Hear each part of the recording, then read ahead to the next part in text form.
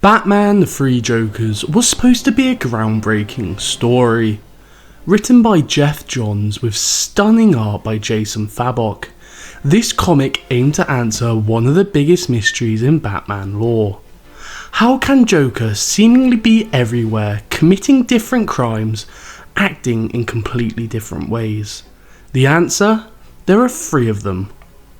But instead of being a defining, cohesive revelation, it turned into one of DC's most convoluted messes. It raised more questions than it answered, and tangled continuity in ways that don't make sense. Today, we're breaking it all down in a multi-part deep dive into why this story fell apart. First up, the comedian Joker.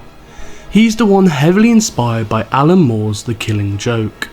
This Joker is cold, calculating and emotionally manipulative. He's the one who shot Barbara Gordon and tormented Jim Gordon.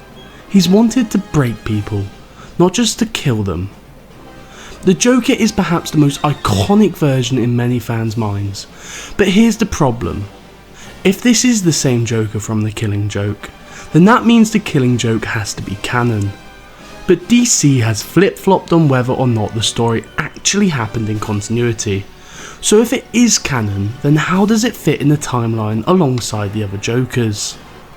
Next, we have the Gangster Joker.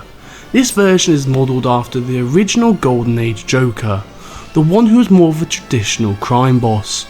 Similar to his first appearances in the 40s, this Joker is all about power and control, less chaos, more calculated villainy. The problem? This version of Joker doesn't fit neatly with Batman's modern rogues gallery. DC has spent decades making Joker the chaotic, unpredictable force of Gotham. Trying to reintroduce a crime boss version alongside the others just makes things unnecessarily complicated. Finally, we have the Clown Joker. This is the most violent, sadistic and reckless version. This is the Joker who revels in senseless destruction. He's one most similar to modern takes from Scott Snyder's Death of the Family, or even Heath Ledger's version in The Dark Knight. So now we have 3 Jokers, all active at the same time, all committing different crimes, but here's where it all falls apart. How are they all alive at once? Shouldn't each of these versions exist in different time periods? And if Batman has fought each of them, why has he never noticed a difference? Here's where things get messy. The 3 Jokers essentially implies that all of these Jokers coexisted, and Batman never really noticed. But this completely wrecks continuity. How does one Joker shoot Barbara, another Joker kill Jason Todd, and another run Gotham's underworld, all while being the same Joker in every other Batman story? It also raises another problem. If the Killing Joke Joker is alive and well, then the Killing Joke is officially canon. And this leads to another baffling contradiction. Batman always knew who the Joker was. If that's the case, then why did the Mobius Chair revelation in Justice League issue 50 supposedly shock him? Was he truly surprised, or was it just that he now knew for certain there were 3 Jokers? This creates an even more confusing implication. If Bruce always thought Joker was a single person, how did he rationalise the contradictions in their interactions over the years? Did he assume one Joker was responsible for every Joker event?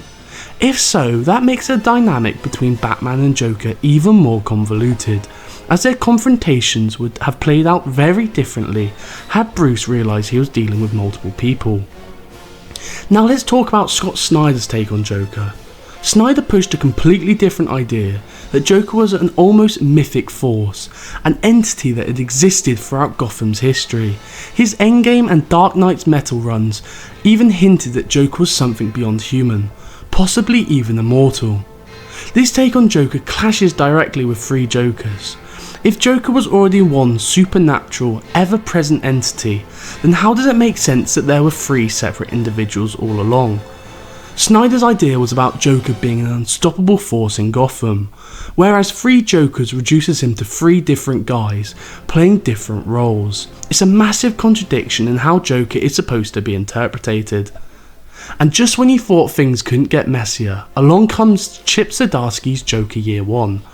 This story arc introduces yet another curveball. The idea that there could be 3 spiritual Jokers influencing events in Gotham. This suggests that Joker isn't just multiple people, but also a presence that can exist beyond a single entity. If true, then does that mean 3 Jokers was only scratching the surface of something even more complex? And if Zdarsky's idea is the new direction for Joker's mythology, does that mean John's 3 Jokers is already outdated? The contradictions just keep piling up. Ultimately, the 3 Jokers raised a fascinating question, but completely fumbled the execution. Instead of giving a definitive answer, it made Joker's history even more confusing. It contradicts past stories, disrupts continuity, and DC itself can't decide if it's canon or not. That being said, I still really enjoyed this story. The art was fantastic, the character moments were intriguing, and if you view it as a standalone, rather than worrying about continuity, it's definitely worth reading. Also, I'll be coming back to this topic in future videos, especially when we dive deeper into Scott Snyder's ideologies on Joker's immortality and Chip Zdarsky's Joker Year 1 storyline. So if you want more breakdowns on how these stories fit or don't fit into continuity, stay tuned. What do you guys think? Should DC stick to one Joker, or do you like the multiple Joker idea? Drop your thoughts in the comments below.